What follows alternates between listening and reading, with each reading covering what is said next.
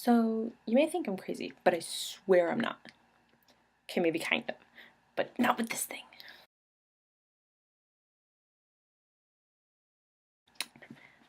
Hola!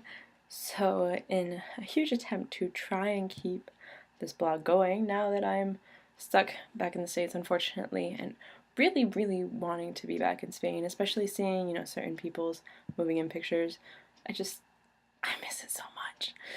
But that said, today I have a book review on something that mixes a lot of culture and history and awesomeness.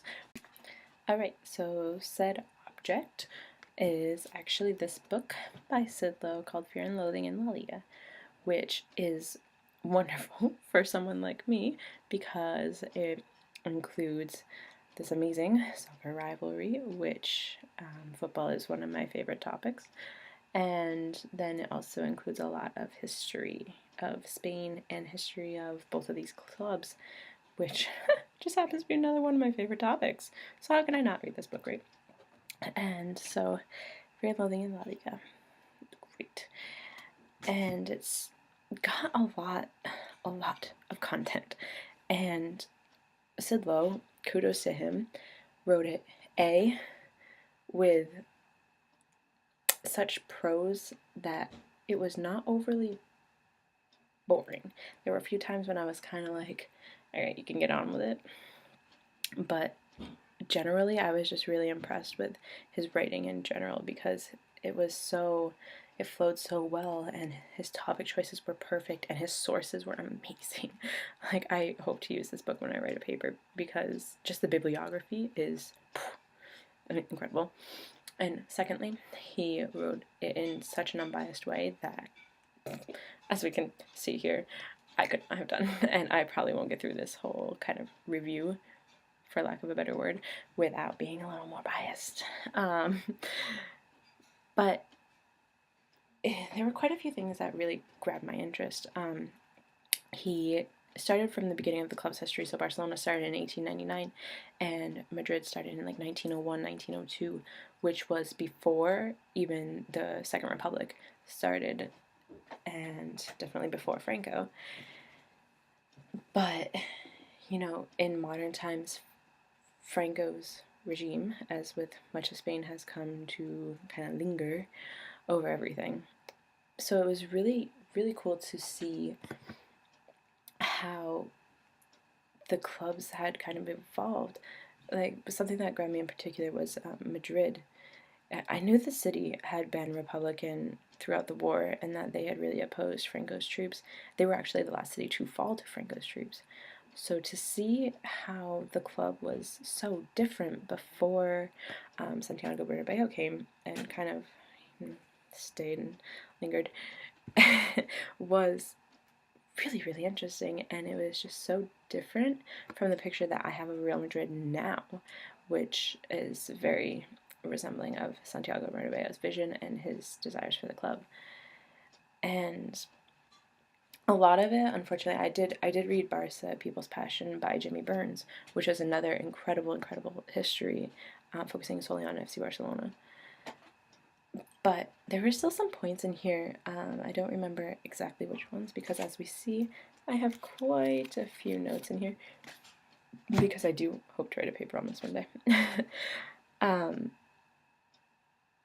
But it was just, this was much more in detail, and I feel like the comparing and contrasting of Real Madrid and FC Barcelona really brings out the histories of both of them a little bit better than reading just about one club, because they really have fed off of each other.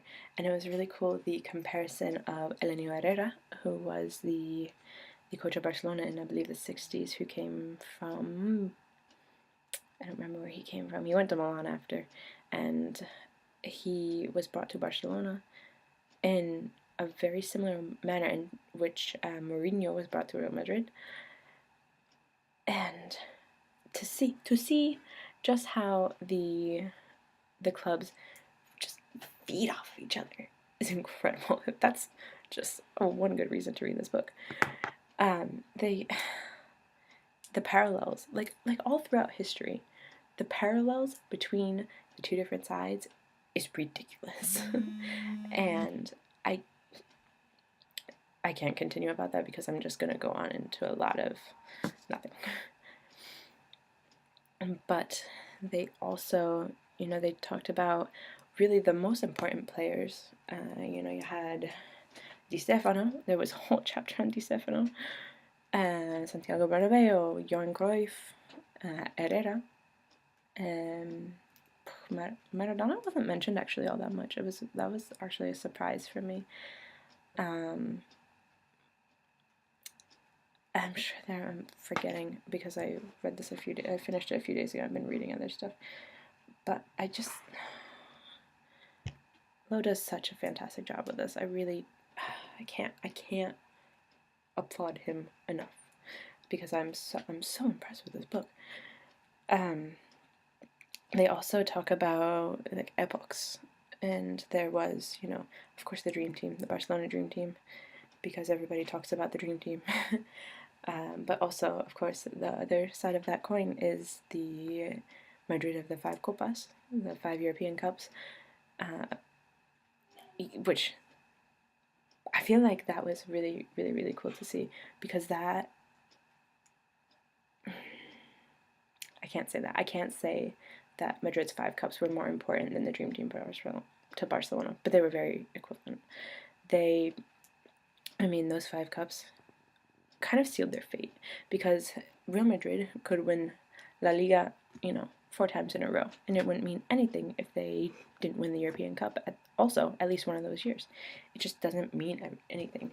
And you go through and you're reading about La Séptima, La Octava. They don't call it, I don't think they call it the Octava, but you're reading about all of the rest of them, and then especially after seeing them win La Décima this year, it really just brings forward like how important La Copa is to Real Madrid, and I didn't really understand why they were so obsessed with it until I read this, so that was really interesting.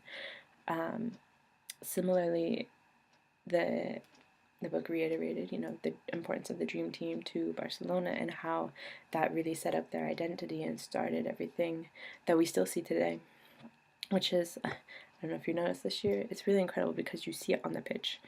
The players are all new, but they play just the same as the others did, and it blows my mind. So that, that was really cool too. It's wonderful too for if you're a fan of either club. It's also, it's telling you about your rival club at the same time as you're reading about your own. But it made me so happy that I'm a Barcelona fan. It made me so happy that I chose Barcelona before I even knew what was going on. Like, I was reading this history and I was just like, oh my god, I hate Real Madrid. Which is so true. And especially, I read the whole chapter on Santiago Bernabeu and I was just so angry.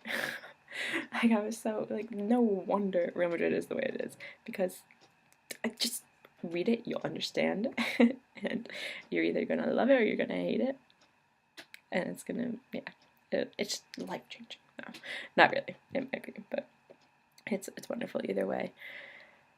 And it, like I said, it goes right up through modern times. You have everything there that you could ever want to know about either club, and it's just put in such a way that how can you not love it? I mean, again, Sidlow is so great. He's a specialist in both football and in history, and he was apparently born in Spain, so his knowledge is vast, and I wish I knew him because I'd love to interview him. And he puts all of his connections from his sports journalism, job that he has, he uses all those connections to really find great sources and get first-hand sources, as well as using second-hand sources and finding certain documents, and it's really amazing. It was a lot of work was put into this book, and he fulfills the purpose so wonderfully. So really, again, if you are a football fan of any type, I don't care if you like Real Madrid or Barcelona, because you, like the people of Spain, do choose a side during this match. You do. All of Spain does. All of the world does. you should read this book. If you are like me, if you're a Spanish major in school, this is a really cool book. You can write a really cool essay on it and compare history to something cultural like football. And it's really, really just wonderful. So please, read Fear and Loathing in La Liga by Sid Lowe. You will not regret it. Until the next time, which I will probably be talking about another book, hasta luego.